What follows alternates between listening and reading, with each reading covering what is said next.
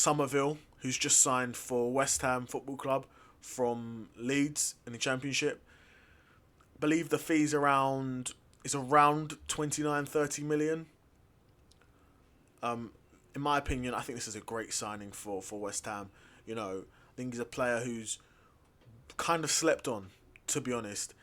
He's a winger, predominantly a left winger. He's got a nice right foot on him. So he's a left winger who cuts inside and can score. And can score them inside, those sort of finesse shots almost. Cut inside and score those great goals. He signed a 5-year deal at West Ham. So they're holding on to him. He's only young. He's only 22. Born same year as me. But Summerville, only 22. I think a very interesting talent.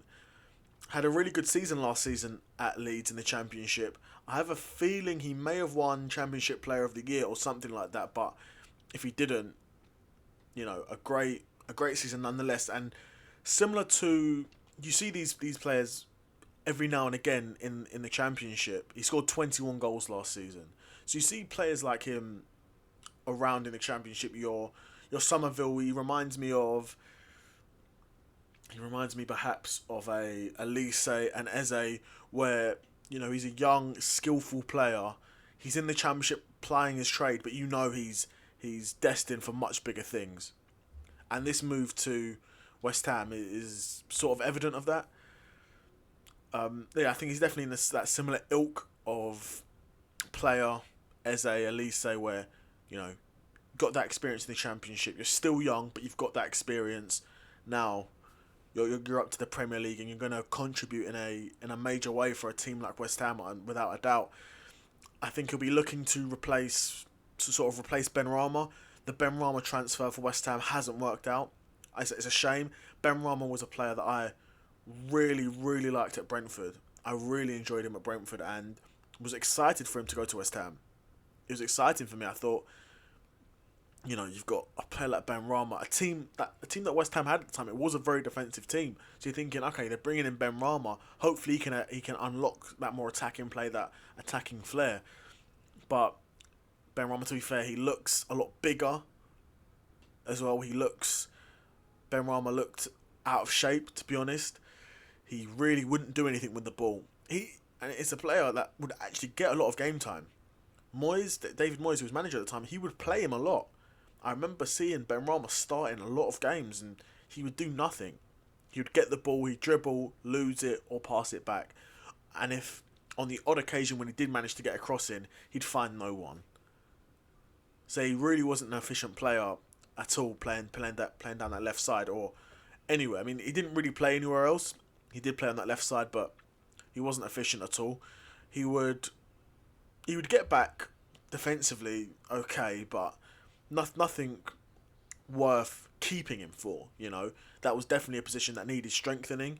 Now West Ham definitely have an interesting squad now that they've signed Summerville.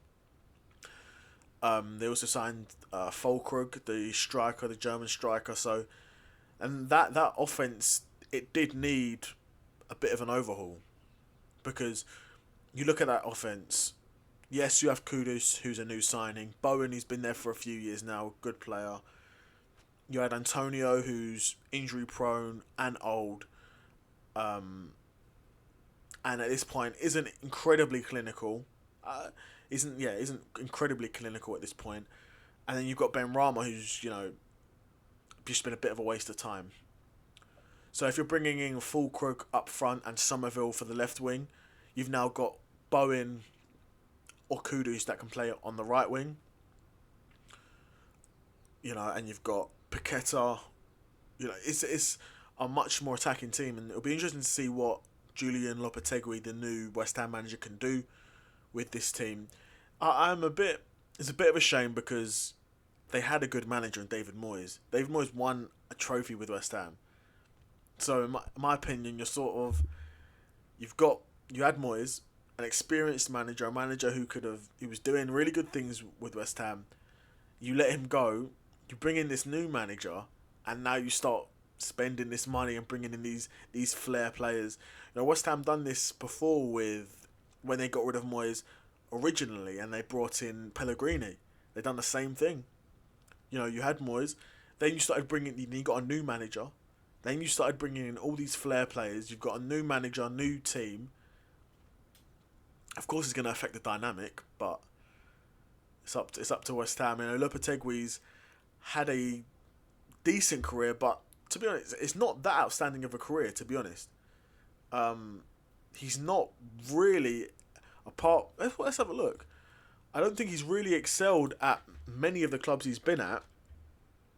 Let's have a look though.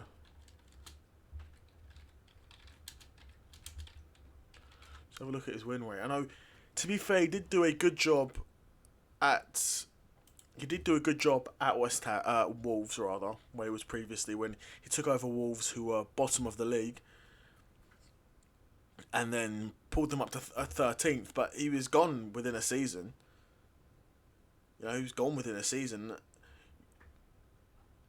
Yeah, I'm looking at it. You know, he was a Spain underage manager, under 21s manager, Porto. He was at Porto, done a decent job at Porto, but Porto, especially during this time, one of the best teams in Portugal. So, but you know, people use it as a criticism, but as a manager, you have to maintain that standard. You know, don't think it's going to be an easy job for whoever succeeds Pep. You know, just because you're joining the best team doesn't mean you're guaranteed to win the league. You have to maintain that standard. You know, you do have to maintain that standard, but was at Porto for a bit. Then he was at Spain, didn't really do much at Spain, and, you know, eventually lost the Spain job because he wanted the Real Madrid job.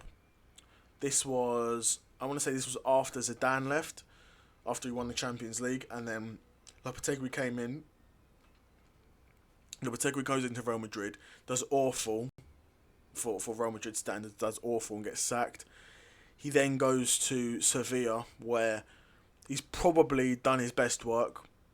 It was probably his longest tenure at club football, and yeah, and most matches he's managed, was at by far at Sevilla. So he'd done a good job at Sevilla in a team where the expectations obviously aren't going to be gigantic. You're not a Real Madrid. You're not expected to win the league or worst case finish top 2. You know, so that was interesting. And then spent the season at Wolves. Obviously joined in November of 2022 at Wolves, and they were bottom. They were really struggling. They were bottom.